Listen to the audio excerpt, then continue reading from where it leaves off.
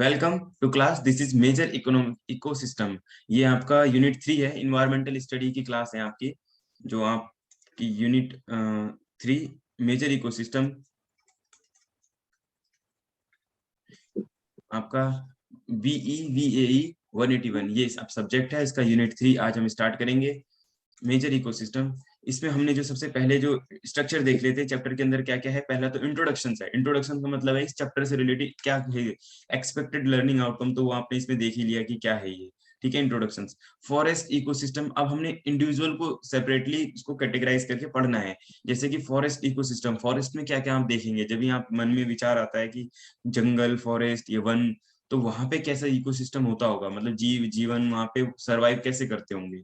फिर grassland ecosystem, grassland के बारे में पढ़ेंगे। फिर डेजर्ट इकोसिस्टम, डेजर्ट के बारे में पढ़ेंगे। फिर एक्वाटिक इकोसिस्टम, फिर एक्वाटिक के बारे में पढ़ेंगे कि कैसा वहां पे, क्योंकि वो तो यहाँ तक तो कम्प्लीटली अलग होता है सिर्फ, लेकिन यहाँ पर एक्वाटिक में जैसे फिश हो गई, ऑक्टोपस हो गए, मगरमच्छ हो गई, इनके एक अलग ही फीचर्स होते हैं बॉडी में भी, है ना। उनके रेस्पिरेशन से लेके फूड डाइजेशन से हर चीज उनका कंप्लीट सिस्टम चेंज होता है। Fresh water ecosystem, lotic ecosystem, reverse के बारे में पढ़ेंगे, मरीन यानी बड़े बड़े समुद्र होते हैं उसमें, और इलिस्ट्रीज के बारे में पढ़ेंगे। ठीक है, एस्चुरीज, एस्चुरीज के बारे में उसका समरी है, वो टर्मिनल क्वेश्चन से आंसर है फर्दर रीडिंग। ठीक है, तो ये इंट्रोडक्शन में हमने इस चैप्टर्स के रिलेटेड पढ़नी है कि इसमें क्या क्या आपका कवर है सिलेबस में। राइट, यहाँ तक क्लियर है आपको। अब हम इंट्रोडक्शन से स्टार्ट करते हैं, थोड़ा सा इसको फिट टू डिस्प्ले कर लें ये चीज यहाँ तक। जी जी Priyanshi ji, are you ready? You can read. Yes, sir. जी, or you may either request someone else to read, then you can explain. Okay, sir. Sir मैं रीड करने के लिए सब अलग को बुलाऊंगी।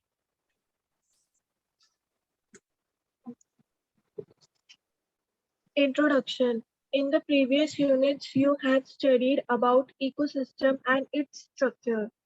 As you know, the world itself is very vast and it represents a big ecosystem called biosphere.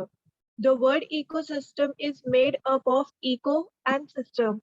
Eco means the habitat and system means a complex set of interconnected components, both living and non-living. Here system also indicates a functional property and hence an ecosystem can be considered as a functional unit of nature. Ecosystems can be broadly divided into two main categories, tertiary and aquatic. Major tertiary ecosystems include forests, grasslands, and deserts, while lakes, rivers, oceans, estuaries, and wetlands are collectively known as aquatic ecosystems. In this unit, we will discuss various types of tertiary and aquatic ecosystems. Besides, you will also study about the importance of the forests, grasslands, and aquatic ecosystems.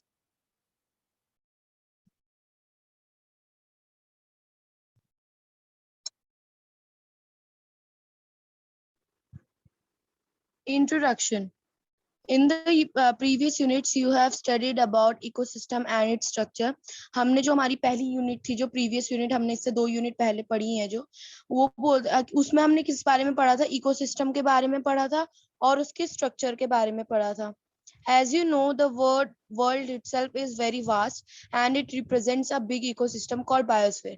जैसा कि हम जानते हैं कि जो हमारा world है, जो हमारी दुनिया है, ये बहुत वास्ट है, मतलब बहुत बड़ी है, and it represents a big ecosystem called biosphere. और वो एक बड़े इकोसिस्टम को रिप्रेजेंट करती है, मतलब दिखाती है, और उसको हम बड़े इकोसिस्टम को क्या बोलते हैं? Biosphere. The word ecosystem is made up of eco and system. जो हमारा इकोसिस्टम वर्ड है वो किससे मिलके बना हुआ है? इको और सिस्टम से मिलके, 2 वर्ड से मिलके एक वर्ड बना हुआ है. Eco means the habitat. Eco का मतलब होता है habitat. And system means a complex set of interconnected components. और सिस्टम का मतलब होता है एक कॉम्प्लेक्स सेट होता है जिसमें सारे जो कंपोनेंट्स है वो इंटरकनेक्ट होते हैं, मतलब एक दूसरे से जुड़े हुए होते हैं. जैसे हर किसी का सिस्टम होता है, गवर्नमेंट का अलग सिस्टम है, तो इसी टाइप से सिस्टम को हम ये बोलते हैं both living and non living, और उसके अंदर जो लिविंग एंड नॉन लिविंग दोनों कंपोनेंट्स को इंटरकनेक्ट है एक दूसरे से। Here system also indicates a functional property and hence an ecosystem can be considered as a functional unit of nature. यहाँ पर हम सिस्टम को ये भी बोल सकते हैं कि वो एक फंक्शनल प्रॉपर्टी है। Ecosystem can be considered as a functional unit, और इकोसिस्टम को इसलिए हम फंक्शनल यूनिट ऑफ नेचर भी कह सकते हैं। अगर हम उसे इकोसिस्टम नहीं कहेंगे तो उसे हम फंक्शनल यूनिट ऑफ नेचर भी कह सकते हैं। Ecosystem can B broadly divided into two main categories. Ecosystem को हमने दो मेन कैटेगरीज में डिवाइड किया है, terrestrial and aquatic. Terrestrial and aquatic दो ये हमारे जो इकोसिस्टम का डिवाइड किया है वो है।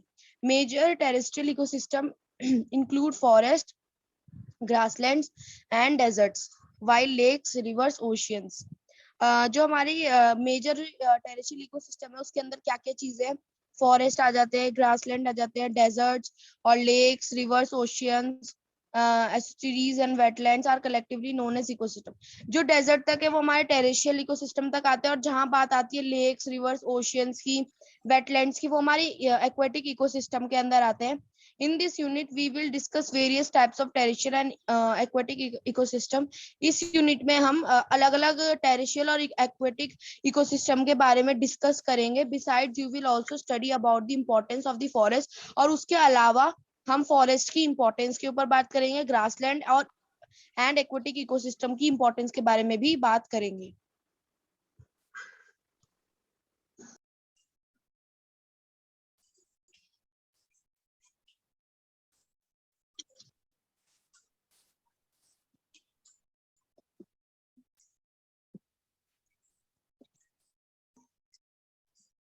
जी, थैंक यू प्रियांशी जी, आपने अच्छा समझाया।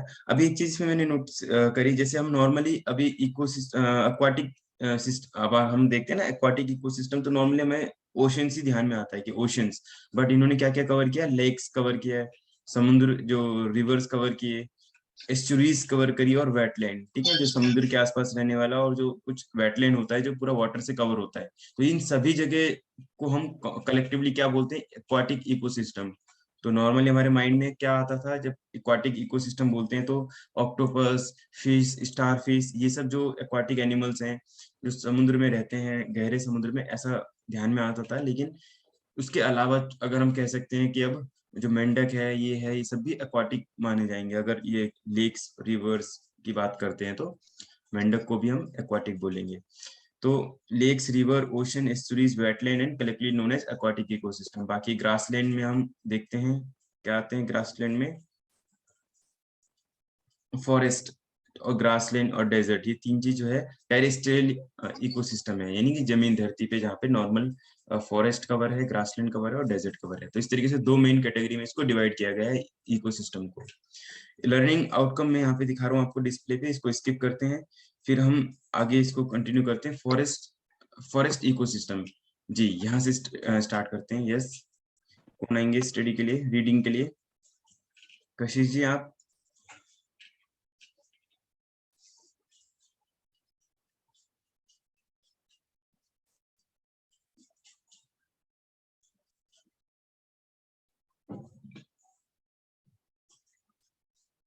जी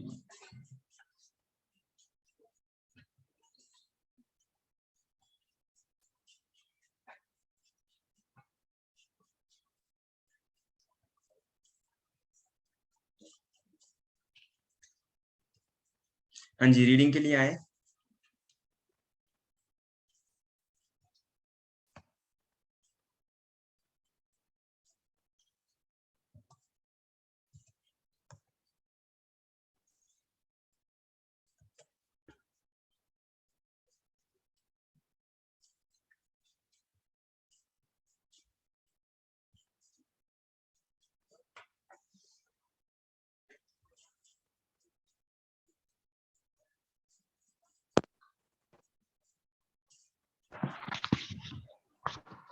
जी पलक जी, आप रीड करेंगे? Yes, sir. जी आप करिए ना। ओके ठीक है, आप करिए भी। जी, Okay. Forest ecosystem. Okay.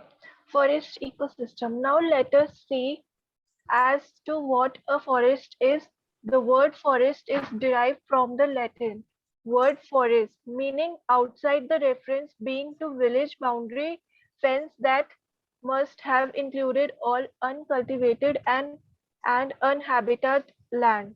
Today, a forest is any land managed for the diverse purpose of forestry, whether covered with trees, shrubs, and climbers or not. The forest ecosystem includes a complex assemblage of different kinds of biotic communities. The nature of soil, climate, and local topography determine the distribution of trees and their abundance. In the forest vegetation, characteristics of different types of forests.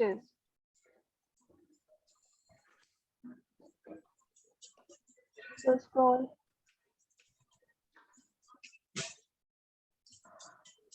Coniferous forest, cold regions with high rainfall and strongly seasonal climates with long winters and fairly short summers, and characterized by boreal coniferous forest which is transcontinental.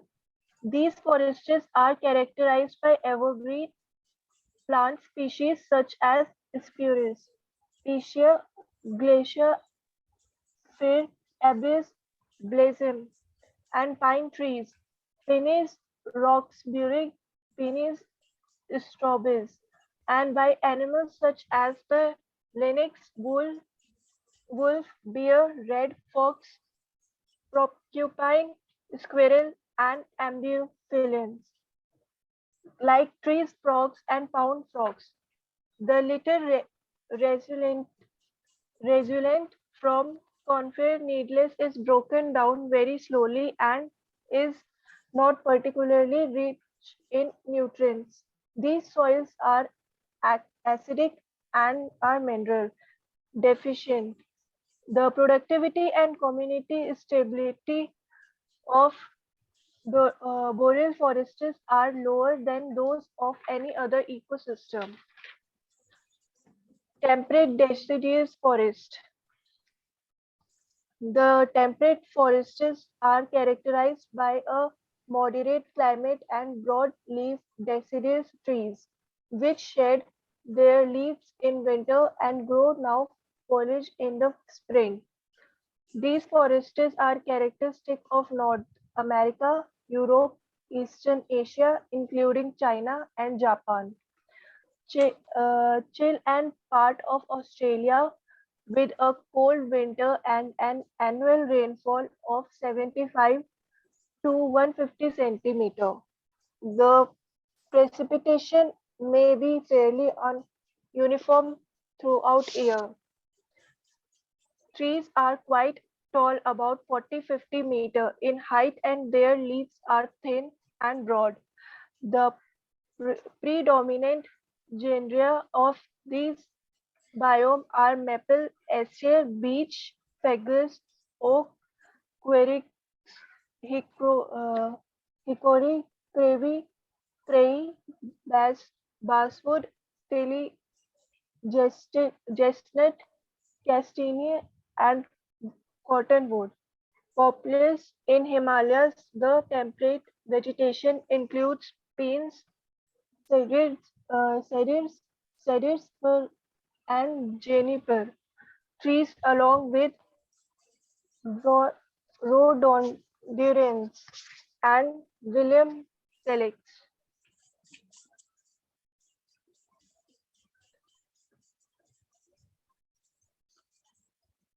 जी, अभी हम इसका explanation करेंगे। पहले तो दो तरीके आपने forest terrestrial पढ़ रहे थे, अभी हम फॉरेस्ट जिसमें टेम्पर फॉरेस्ट आया था, दूसरा कॉनिकल फॉरेस्ट था, ठीक है, कॉनिफेरस फॉरेस्ट। जी प्रियांशी आप एक्सप्लेन करेंगे? Yes, sir. Ji. Forest ecosystem. Now let us see as to what a forest is. अब हम ये देखते हैं कि forest है क्या. The word forest is derived from the Latin word forest. जो हमारा forest word है, वो हमारा Latin word से आया है, forest से, meaning outside, जिसका मतलब है outside. The reference being to village boundary fence that must have included all uncultivated and inhabited land. और इसका रेफरेंस है कि एक विलेज की बाउंड्री जो फेंस होती है must have included all uncultivated and uninhabited land, कि वो एरिया जहाँ पर अनकल्टिवेटेड, जो अनकल्टिवेटेड हो मतलब जिसमें कुछ कल्टीवेट ना किया होगा, और अनइनहेबिटेड लैंड हो. Today a forest is any land managed for the diverse purpose of forestry. आज जो मतलब फॉरेस्ट है उसका जो लैंड है, फॉरेस्ट जहाँ होता है उसका जो लैंड है वो मैनेज किया गया है डाइवर्स पर्पस ऑफ फॉरेस्ट्री, मतलब फॉरेस्ट के अलग अलग टाइप के पर्पस के लिए. Whether covered with trees, shrubs और क्लाइंबर्स और नॉट, मतलब जो कवर है ट्री से, श्रब से और क्लाइंबर से, और अगर कवर नहीं भी है तब भी. The forest ecosystem includes a complex assemblage of different kinds of biotic communities. जो हमारा फॉरेस्ट इकोसिस्टम है वो अपने अंदर कॉम्प्लेक्स असेंबलेज रखता है, मतलब अलग अलग टाइप के बायोटिक कम्युनिटीज को अपने अंदर, काइंड्स ऑफ कम्युनिटीज को फॉरेस्ट इकोसिस्टम के अंदर इंक्लूड होते हैं. The nature of soil, climate and local topography determine the distribution of trees.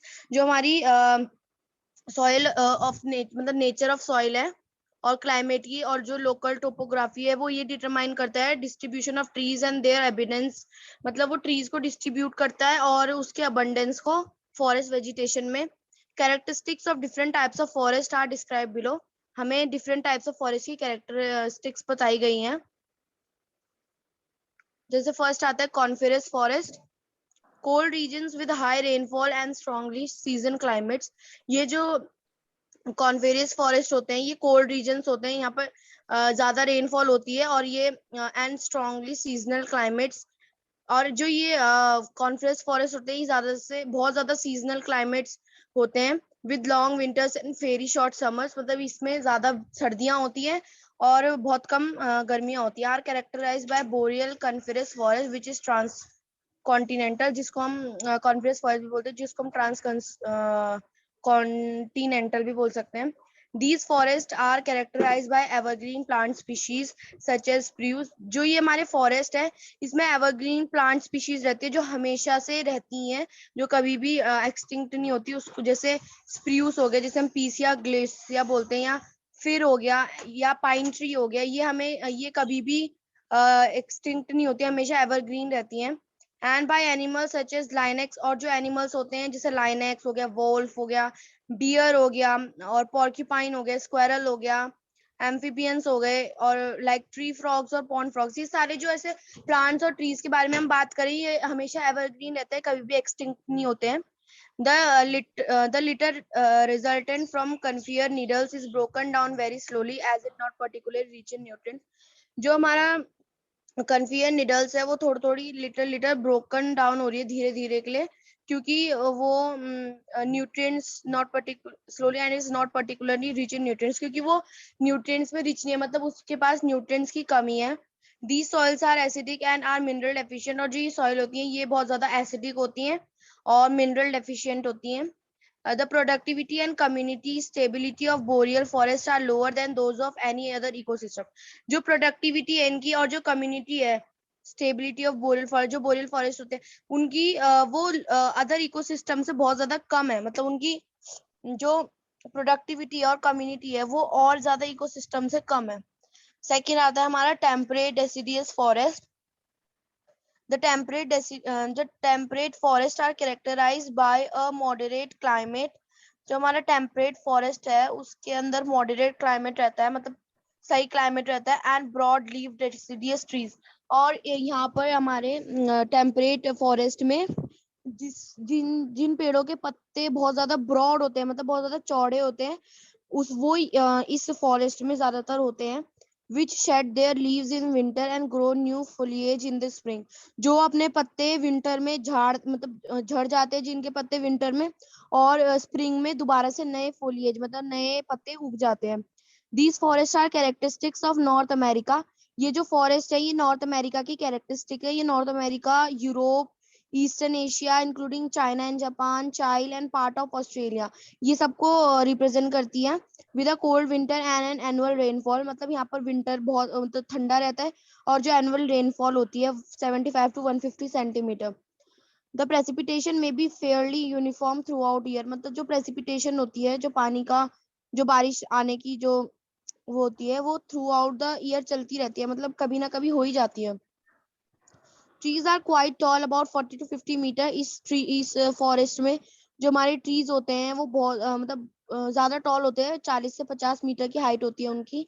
And their leaves are thin and broad, और उनकी जो पत्तियां होती है वो पतली होती है, मतलब होती हैं और चौड़ी होती हैं। The predominant genera of this biome are maple। जो यहाँ का predominant genera है वो biome of this जो इस biome का predominant genera उसको maple कहते हैं। beech, oak, hickory, basswood, chestnut and cottonwood। in Himalayas the temperate vegetation includes, जो हमारे हिमालयाज की तरफ है जो हमारे टेम्परेट वेजिटेशन होते हैं वो इंक्लूड करते हैं पाइन्स, चेडार्स, फिर juniper trees along with rhododendrons and willow. ये सारे जो ट्री हैं ये हमारे टेम्परेट डेसिडियस फॉरेस्ट के अंदर होते हैं।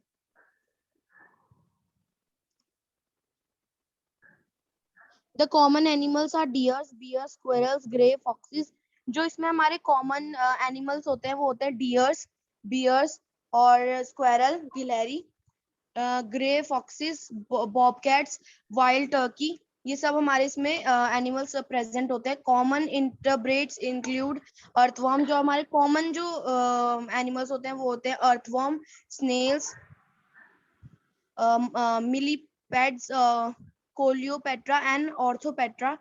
वेटिब्रेट्स इंक्लूड, और जो वेटिब्रेट्स होते हैं उसके अंदर होते हैं एम्फीबियंस जैसे such as toad, salamander, cricket and frog. Reptiles जो होते हैं वो जैसे टर्टल, लिजर्ड, स्नेक, मतलब जो नीचे चलते हैं जमीन पे। मैमल्स, जो मैमल्स होते हैं such as raccoon, opossum, pig and mountain lion. And जो बर्ड्स होते हैं वो होते हैं हॉर्नेड owl and hawks.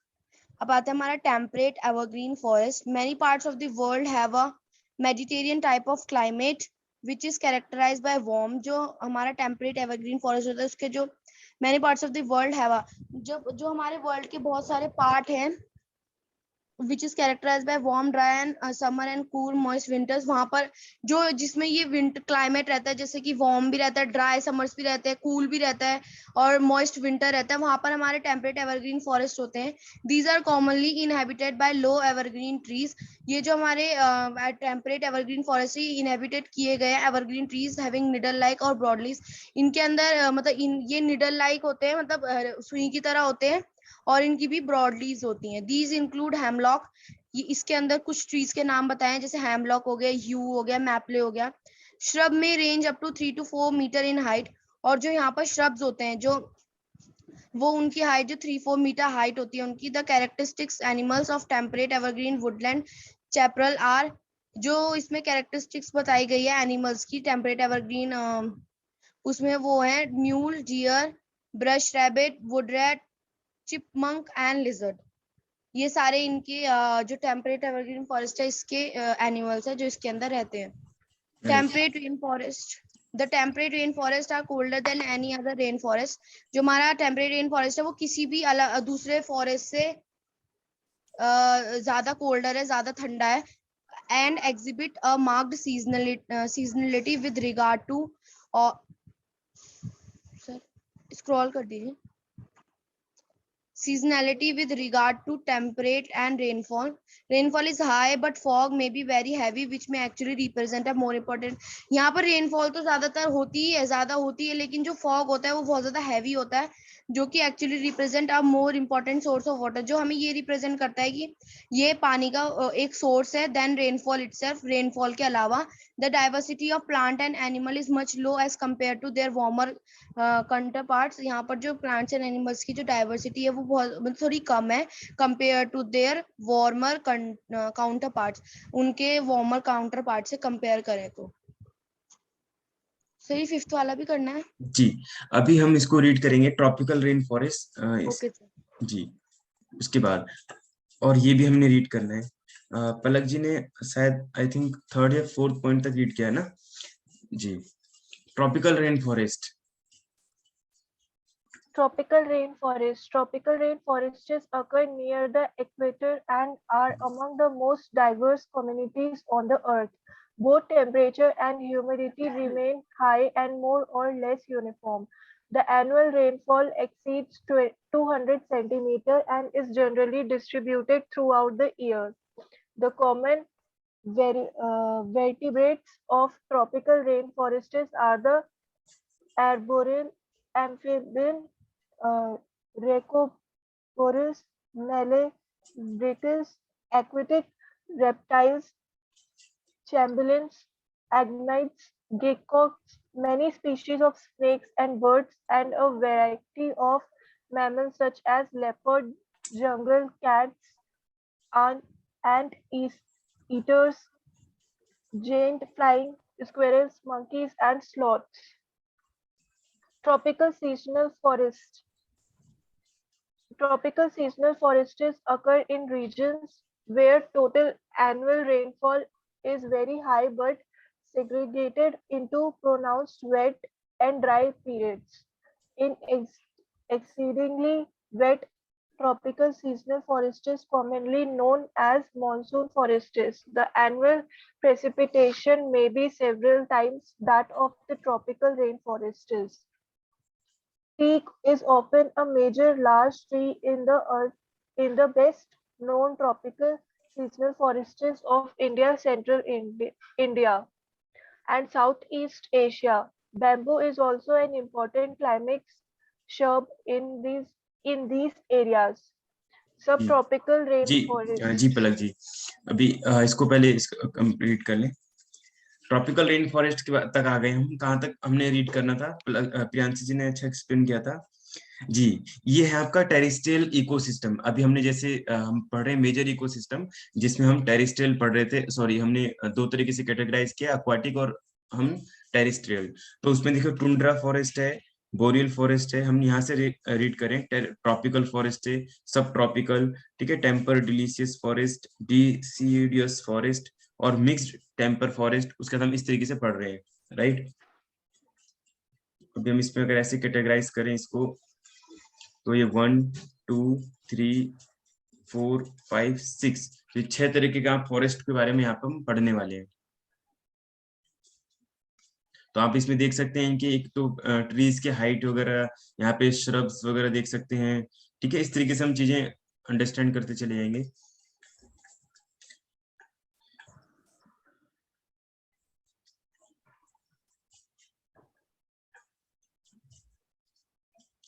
Temperate evergreen forest complete हो गया था, टेम्परेट रेन फॉरेस्ट भी कवर हो गया है। ट्रॉपिकल रेन फॉरेस्ट समझना है इसमें जी प्रियांशी जी, बहुत टेम्परेट इसमें द कॉमन वर्टिब्रेट्स पढ़ा है आपने साइंस में 10th क्लास में? Yes sir. इसके नाम है, ये थोड़े से अजीब नाम है, ये रीढ़ की हड्डी वाले को बोलते हैं ना, एनेलिडा, रेप्टाइल्स, है ना।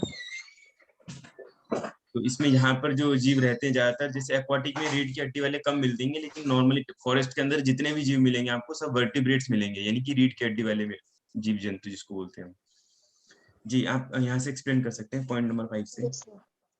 Tropical rain forest occur near the equator. जो हमारा ट्रॉपिकल रेन फॉरेस्ट है वो इक्वेटर के पास है, and are among the most diverse community on the earth. और वो अर्थ की डाइवर्स कम्युनिटीज के साथ है। Both temperature and humidity remain high and more or less uniform. जो इसमें टेम्परेचर और जो ह्यूमिडिटी है वो हाई रहते हैं, और ज्यादा भी रहते हैं और कम भी रहते हैं, दोनों तरीके से रहते हैं। The annual rainfall exceeds 200 centimetre. और जो यहाँ पर एनुअल की जो रेनफॉल होती है वो 200 सेंटीमीटर से एक्सीड रहती है, and is generally distributed throughout the year. और पूरे साल में वो डिस्ट्रीब्यूट होती है। The common vertebrates of tropical rain forest are the. जो इसके कॉमन वर्टिब्रेट्स है ट्रॉपिकल रेन फॉरेस्ट के, वो हैं arboreal, amphibian, rhacophorus, malabaricus, aquatic reptiles, chameleons, agamids, geckos, many species of snakes and birds, and a variety of mammals such as leopard, jungle cats, and eaters, giant flying squirrels, monkeys and sloths। ये जो सारे हैं ये हमारे tropical rain forest के vertebrates है। अब आते हैं हम ट्रॉपिकल सीजनल फॉरेस्ट पे। सर ये रीड कर लिया था?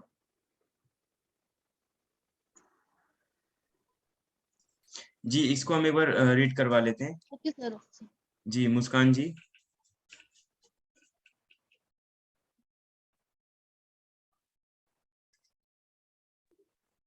जी आपने ये रीड करना है, tropical seasonal forest. Okay, sir. Tropical regional forests occur in regions where totally annual rainfall is very high, but uh, great into pronounced wet and dry periods. In wet tropical regional forest, commonly known as monsoon forest, the annual precipitation may be several times that of the tropical rainforest. Teak is often a major large tree in the best known as tropical regional forest of India, Central India, and Southeast Asia. Bamboo is also an important climate herb in this area. Subtropical rainforest in regional of fairly high rainfall but less temperature difference between winter and summer. Broad level evergreen subtropical forest is found. The vegetation include mahogany, plant, oaks, magnolia, and the tourmaline or lead with the pineapple and family.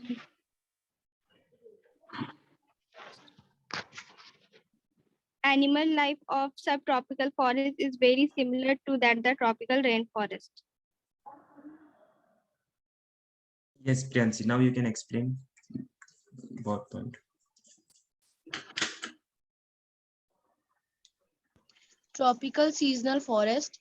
Tropical seasonal forests occur in regions where total annual rainfall is very high. जो हमारा tropical seasonal forest होते हैं वो उस region में रहते हैं जहाँ पर हमारी जो total annual rainfall है वो बहुत ज्यादा high हो, but segregated into pronounced wet and dry periods. लेकिन वो segregate हो मतलब वो बटी हुई होनी चाहिए wet और dry periods के लिए. In extendingly wet tropical seasonal rainforest commonly known as monsoon forest. हमारा जो वेट ट्रॉपिकल रेन फॉरेस्ट है मतलब जो वेट गीले में सीजनल जो फॉरेस्ट है उसको हम मॉनसून फॉरेस्ट भी बोलते हैं. The annual precipitation may be several times that of the tropical rain forest. और जो इसमें जो एनुअल प्रेसिपिटेशन होती है वो और ट्रॉपिकल रेन फॉरेस्ट से थोड़ी ज्यादा होती है. Teak is often a major large tree in the best known tropical seasonal forest of India. जो हमारा tropical seasonal forest of India का जो हमारा सबसे बड़ा लार्ज ट्री है वो टीक है और वो बेस्ट भी माना जाता है central India and south east Asia का भी. Bamboo is also an important climax shrub in these areas. और जो बैम्बू है वो भी एक इम्पोर्टेंट क्लाइमैक्स श्रब है हमारा इस एरिया में. Subtropical rain forest in regions of fairly high rainfall but less temperature difference between winter and summer. ये उन रीजन्स में रहते हैं जहाँ पर ज्यादा रेनफॉल होती है लेकिन वहां पर जो टेम्परेचर होता है वो कम होता है. Difference between winter and summer, और जो जिसमें विंटर एंड समर के बीच में डिफरेंस रहता है. ब्रॉड लीव्ड एवरग्रीन सब ट्रॉपिकल फॉरेस्ट इज फाउंड. और यहाँ पर जो पेड़ पाए जाते हैं उनकी जो पत्तियां होती है वो ज्यादा ब्रॉड लीव्ड होती हैं. वो वाले फॉरेस्ट यहाँ पर पाए जाते हैं. जब the vegetation includes mahogany, palms, oaks. और जो यहाँ पर वेजिटेशन होती है उसके अंदर आते हैं mahogany, palms, oaks, magnolias and tamarind. ये सारे इसमें प्लांट्स आते हैं जिसकी वेजिटेशन की जाती है. All laden with epiphytes of pineapple and orchid families. यहाँ पर जो सारे एपिफाइट्स है वो पाइनएप्पल एंड ऑर्चिड फैमिलीज है. Ferns, vines and strangler, ficus. Animal life of subtropical forest is very similar to that of a tropical rainforest. जो हमारी animal life है सब ट्रॉपिकल फॉरेस्ट की वो बहुत ज्यादा सिमिलर है ट्रॉपिकल रेन फॉरेस्ट के.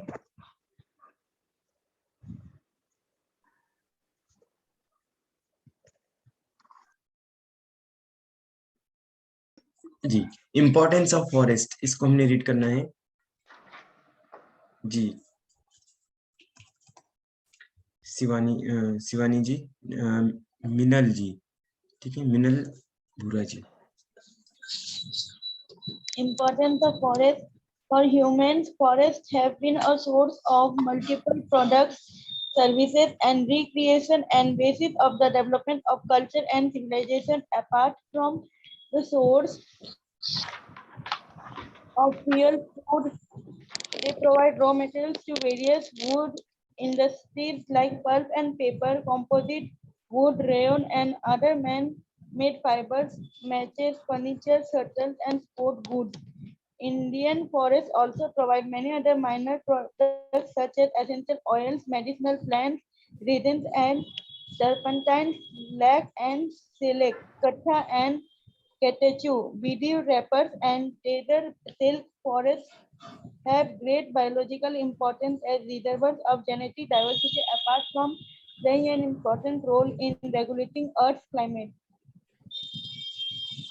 Forests provide habitat and food as well as protection to wildlife species. Forests enhance local precipitation and improve water holding capacity of soil, regulate water cycle, and maintain soil fertility by returning the nutrients to the soil to lead the forest. Control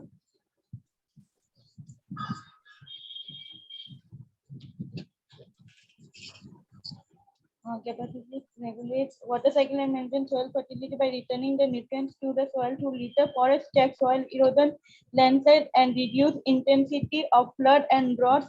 Forests being home of wildlife are important assets of aesthetic, touristic, and culture value to the city, to the society.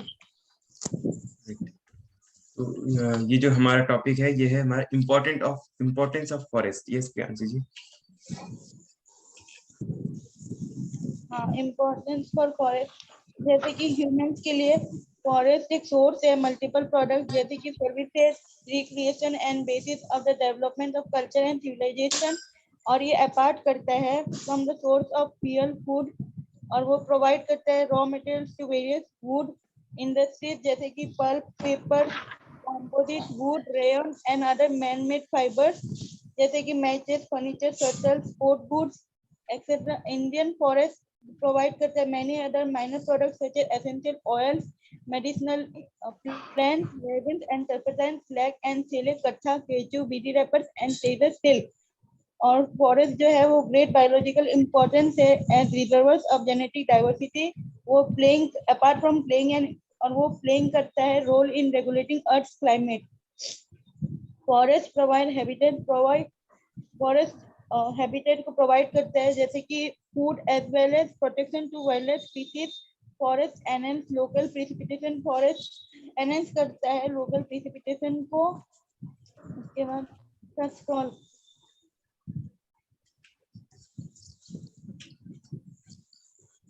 Precipitation और वो improve करता है water holding capacity of soil, regulate water cycle को and maintain soil fertility by returning the nutrients, और वो return करता है nutrients को to the soil through litter. और फॉरेस्ट चेक करता है soil erosion, landslide and reduce, और वो रिड्यूस करता है intensity of flood and droughts को. Forest being home of wild life, forest एक होम ऑफ वाइल्ड लाइफ नहीं, forest being home of wild life, home of wild life जो है वो इम्पोर्टेंट एसेट है एस्थेटिक्स के लिए और टूरिस्टिक के लिए and cultural value to the society के लिए. जी आपने मिनल जी ने आपने एक्सप्लेन किया ना, बहुत अच्छा था एक्सप्लेनेशन आपका भी. ओके मिनल जी, अब हम नेक्स्ट रीडिंग के लिए बुलाते हैं, आप हैंड रेज कर सकते हैं. Yes Shivani ji. Yes sir, good morning sir. जी गुड मॉर्निंग. फॉरेस्ट कंजर्वेशन, ये समझ में आ गया ना फॉरेस्ट का इंपॉर्टेंस, की हमें फॉरेस्ट से कितनी सारी चीजें मिलती हैं, लकड़ियां, खाने का सामान, फल फ्रूट, फिर हर चीज मिलता है हमें फॉरेस्ट से, है ना. इन्होंने लिखा है बीड़ी भी हमें फॉरेस्ट से ही मिलती है, कत्था कच्चा, मतलब हर चीज, इतनी सारी चीजें हमें फॉरेस्ट से मिलती हैं, यही लिखा है इन्होंने. दवाइयाँ, मेडिसिन वगैरह, है ना. ओके, फॉरेस्ट का कंजर्वेशन मतलब क्या हुआ, ये पढ़ेंगे, अभी पढ़ेंगे उसके बाद समझेंगे. जी शिवानी जी. Forest conservation, urbanization, explanation of agriculture and extraction of timber pose serious threats to forest worldwide. Certain forest conservation and management processes have to be employed in the forests to maintain them to get the desired quality of timber or pulp for paper industry. monoculture forest of fast growing trees such as poplar, certain conifers, and eucalyptus have been cultivated by human. Existing forests are strongly manipulated in order to increase their yield of desired benefits. It includes weeding, the elimination of species which might compete with the seeding of the desired species, thinning, eradication of individual of the same species, and brushing, removal of lead leaf.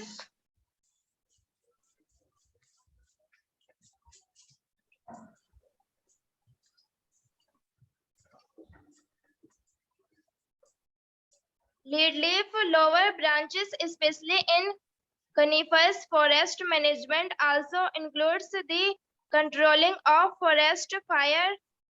Silviculture is a branch of forestry which is concerned with the establishment, development, care, and reproduction of monocultures of valuable timber trees such as teak, salt, selm, and kil.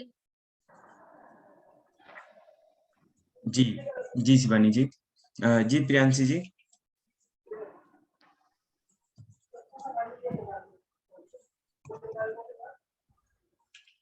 जी इसको explain कौन करेंगे? पलक जी आप करेंगे? Yes, sir. Ji Urbanization, expansion of agriculture and extraction of timber pose serious threats of forest wildlife. जो urbanization, expansion of agriculture and extraction of timber pose है वो serious threats of forest wildlife में होते हैं. Certain forest conservation and management processes have to employed in the forests to maintain them. जो certain forest conservation और जो management होता है वो process करता है employed in the forest maintain रखने में. To get the desired quality of timber or pulp for paper industry, monoculture forests of fast growing trees such as poplars, certain conifers and eucalyptus have been cultivated by human. जो मतलब कि डिजाइड होते हैं जैसे टम्बर है, pulp है, for paper के लिए यूज होते हैं, जो हमारी ट्रीज होते हैं जो पेपर के लिए निकाले जाते हैं, इंडस्ट्री होती है, और मोनोकल्चर फॉरेस्ट्स होते हैं वो ग्रोइंग ट्रीज मतलब ग्रो करते हैं ट्रीज के साथ, ये कुछ नाम है, और कल्टिवेटेड बाय ह्यूमन जो मतलब ह्यूमन उसको कल्टिवेटेड करते हैं. Existing forests are strongly manipulated in order to increase their yard of desired benefits. जो एग्जिस्टिंग फॉरेस्ट्स है और वो बहुत स्ट्रांगली मैनिपुलेटेड होते हैं ऑर्डर बाय इंक्रीज, वो इंक्रीज जल्दी करते हैं, बढ़ते जल्दी है, यार्ड डिजायर्ड उसके बेनिफिट्स होते हैं. It includes weeding, the elimination of species which might compete with the seedlings of the desired species, thinning, eradation of individuals of the same species. जो मतलब इसमें includes है कुछ weeding होते हैं, elimination of species होते हैं, might compete होते हैं with the seedlings होते हैं, desired species होते हैं, और thinning extraction of individual same species भी कुछ मतलब ऐसे जो होते हैं जो कि खुद के होते हैं इंडिविजुअल और वो सेम स्पीशीज होते हैं, मतलब एकदम सेम होते हैं. And brushing removal of leafless lower branches specially in coniferous, जो इसके ब्रशिंग होते हैं और रिमूवल कर देते हैं, वो लीफलेस हो जाते हैं लोअर ब्रांचेस के, जो क्योंकि जो ब्रांचेस होती हैं वो स्पेशली इन कॉनिफेरस में होती है. So forest management also includes the controlling of forest fire. जो forest management है वो include होता है control करने में forest fire को. Silviculture is a branch of forestry which is concerned with the establishment, development, care, and reproduction of monocultures of valuable timber trees such as teak, sail, शीशम and केल। दो जो silviculture है की जो ब्रांच है वो फॉरेस्ट्री में वो कंसर्न करती है, एस्टैब्लिशमेंट होती है जो कि डेवलप करती है, केयर एंड रिप्रोडक्टिव करती है मोनोकल्चर्स में ऑफ वैल्यूएबल टाइम्बर। ये कुछ नाम दिए हैं जो कि वैल्यूएबल टिम्बर ट्रीज होती है, सच अ टीक जो कि हमने अभी पढ़ा था पिछले उसमें, सेल शीशम का जो होता है ट्रीज वो, एंड केल। जी, तो अभी जैसे पलक जी ने बहुत अच्छा समझाया यहाँ पर कि पहला तो फॉरेस्ट हमने इम्पोर्टेंट समझा था, फिर हमने कंजर्वेशन समझना है कि जंगल जो है, हमारी संख्या बढ़ रही है, हम जंगल को काट रहे हैं, पेड़ एग्रीकल्चर करना है तो भी हम पेड़ों को काट देते हैं। ठीक है, अभी पीछे आंधी तूफान आई थी, बहुत सारे पेड़ गिर गए थे। तो ऐसे पेड़ टिम्बर के लिए, टिम्बर क्या होता है, लकड़ियों का जो होता है ना, लकड़ियां चाहिए होती है फर्नीचर के लिए, किसी चीज के लिए भी। आपने फर्नीचर मार्केट में देखा होगा, जहां भी आसपास रहते हैं आप फर्नीचर मार्केट में देखेंगे तो वो सारा लकड़ी का इस्तेमाल करते हैं, जिसमें से शाल अलग अलग पेड़ों का इस्तेमाल होता है। तो इतने तेजी से अगर हम इसको काटेंगे तो उगने में लगता है 10 साल 20 साल, और हम काटने में बहुत कम टाइम लगता है। और दूसरी हमारी डिमांड भी बढ़ी है, क्योंकि जितने ज्यादा हम लोग हो रहे हैं उतने ज्यादा लोगों के घर बन रहे हैं। घर टिम्बर का यूज कहाँ होता है, घरों के अंदर भी होता है, गेट बनता है, बहुत जगह यूज होता है, तो उसकी डिमांड भी बढ़ी है। सिर्फ फर्नीचर ही नहीं, बहुत जगह पेड़ पौधों का, पहले तो टिम्बर का रेलवे ट्रैक में भी यूज होता था, तो धीरे धीरे अब जाके वो सीमेंट में और दूसरी चीज में कन्वर्ट हुआ है। तो इस तरीके से अब फॉरेस्ट को मैनेजमेंट करने की, या फिर कंजर्वेशन, जैसे हमने पहले पढ़ा होगा कभी, ये टॉपिक हम पढ़ेंगे, वाटर कंजर्वेशन एक सब्जेक्ट टॉपिक है हमारा। ऐसी फॉरेस्ट भी कंजर्व करने की इंपॉर्टेंस की नीड है, जिसमें एक मैनेजमेंट है, वो इसको स्टडी करते हैं, ऑब्जर्व करते हैं और इसके ऊपर काम करते हैं। तो फॉरेस्ट को बचाना है, जंगल को बचाना है। ठीक है, सब जंगल को काट के हम अपना घर बना लेंगे, क्रिकेट स्टेडियम बना लेंगे, बड़े बड़े रोड बड़े चौड़े करने होते हैं, तब भी हम, जैसे होता है ना, वो रास्ता पहले पतला से जाता है जंगल के बीच में, फिर वहां से बड़ा रास्ता निकलता है, तो भी पेड़ कटते रहते हैं, फिर वो और बड़ा रास्ता हो जाता है, हाईवे बनता है, तो लगातार लाइन से पेड़ जितना रोड दूर तक है कटते हैं। तो वो सब चीज के बारे में बताया गया है कि किस किस तरीके से हम इसको मैनेजमेंट कर सकते हैं, तरीके सारे इसमें बताए गए हैं। और अभी की हम क्लास को यहाँ पर हम कंप्लीट करते हैं। इस क्लास को जो आज हमने मेजर इकोसिस्टम के अंदर कुछ टॉपिक पढ़े, और आप पलक जी और हमारे प्रियांशी जी, मिलन जी और मुस्कान जी, आप सबका थैंक यू। हम यहाँ पर अभी इसको स्टॉप कर रहे हैं, कल इसको यहीं से फिर कंटिन्यू करेंगे। Thank you everyone for joining this class.